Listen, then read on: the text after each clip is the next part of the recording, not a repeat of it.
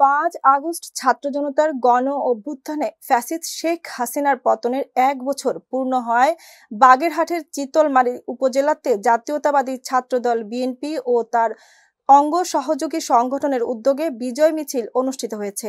সকাল 10:30টায় উপজেলা বিএনপির উদ্যোগে একটি বিজয় মিছিল সদর বাজারের প্রধান সড়ক প্রদক্ষিণ করে উপজেলা মোড়ে এক পথসভা অনুষ্ঠিত হয়। পথসভায় উপজেলা বিএনপির সভাপতি মমিনুল হক টুলু বিশ্বাসের সভাপতিত্বে উপস্থিত ছিলেন বিএনপির কেন্দ্রীয় কমিটির সদস্য শেখ মুজিবুর রহমান, অ্যাডভোকেট ওহিদুজ্জামান দীপু, জেলা বিএনপির সদস্য ইঞ্জিনিয়ার মাসুদ রানা, উপজেলা বিএনপির সাবেক সদস্য সচিব আহসান হাবিব ঠান্ডু, উপজেলা বিএনপির সাংগঠনিক সম্পাদক অ্যাডভোকেট শেখ ফজলুল হক, শফিকুল ইসলাম বাবু, সাবেক যুগ্ম আহ্বায়ক শিপন মুন্সি, শোয়েব হোসেন গাজী, উপজেলা জাতীয়তাবাদী যুবদলের সদস্য সচিব শেখ আসাদুজ্জামান, উপজেলা স্বেচ্ছাসেবক দলের আহ্বায়ক নেয়ামত আলী খান প্রমুখ। এ সময় বাংলাদেশ জাতীয়তাবাদী দল বিএনপি, যুবদল, শ্রমিক দল, স্বেচ্ছাসেবক দল, ছাত্রদল, তাঁতি দল সহ সহযোগী সংগঠনের উপজেলা ও ইউনিয়নের বিভিন্ন পর্যায়ের নেতৃবৃন্দ উপস্থিত ছিলেন।